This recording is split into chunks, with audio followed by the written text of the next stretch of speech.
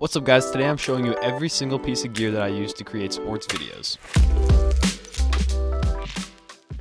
My name is Bobby and I'm a sports photographer and videographer based out of New England. By far the most asked question I get on Instagram is what kind of gear I use. So I figured I would make this video today sharing all of my equipment with you guys. Hopefully this video helps you determine what you need and what you don't need. So let's get right into it.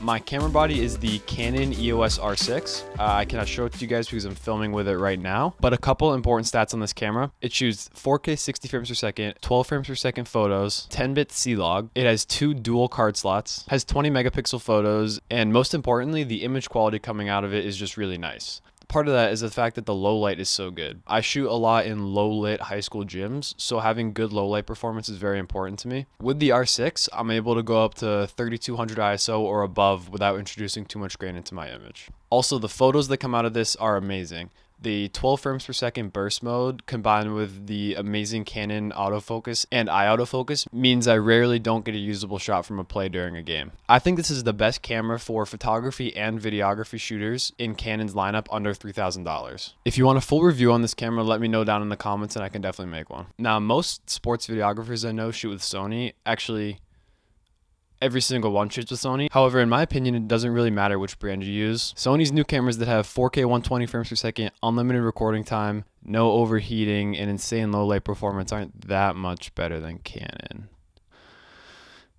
All jokes aside, I think both camera brands offer great options, and at the end of the day, it's not what gear you have, it's how you use it. But if you're looking for my recommendation and you're a beginner sports videographer, I would say get the Sony a6400, but you should look into Beyond the Game TV's full review on this camera if you want to learn more. Now let's move on to the lenses that I use.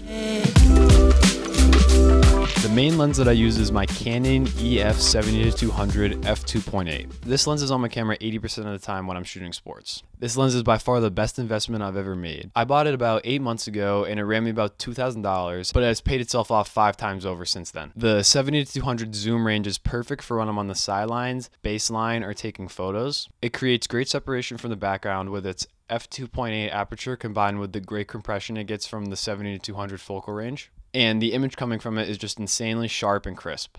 This thing is also super well built. I've dropped it 3 or 4 times and I think I did more damage to the ground than the lens. The second lens I use is my 24-105, which is on my camera right now. This lens is perfect for baseline shots when the action is coming towards me. It's wide enough where I'm able to capture everything that's close, and I can zoom in far enough where I'm able to get great reaction shots after a shot is made, or zoom in even down to the other end of the court if I need to. The only downside to this lens is the f4 aperture, so it's a little worse in low light. However, the significant price difference and added 35mm over the 24-70 f2.8 makes it well worth it in my opinion.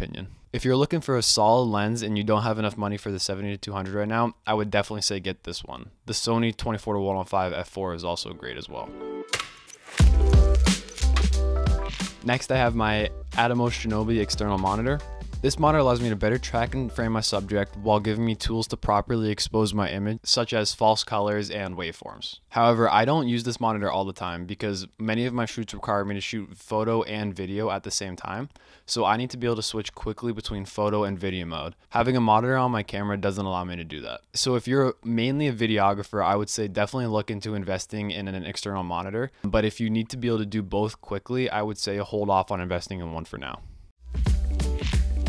Next, I have my gimbal, which is my Zhiyun Weebill S. This is a great gimbal. It's small, fairly easy to set up, and allows me to get great cinematic shots with it. However, in all honesty, I do not use this all that much. Most of my work is filming live game action, and filming that on a gimbal would be impractical. However, I do use this on commercial shoots, and I definitely plan to use it significantly more in the future. So it's up to you to determine if it's worth the investment based on the type of content that you film.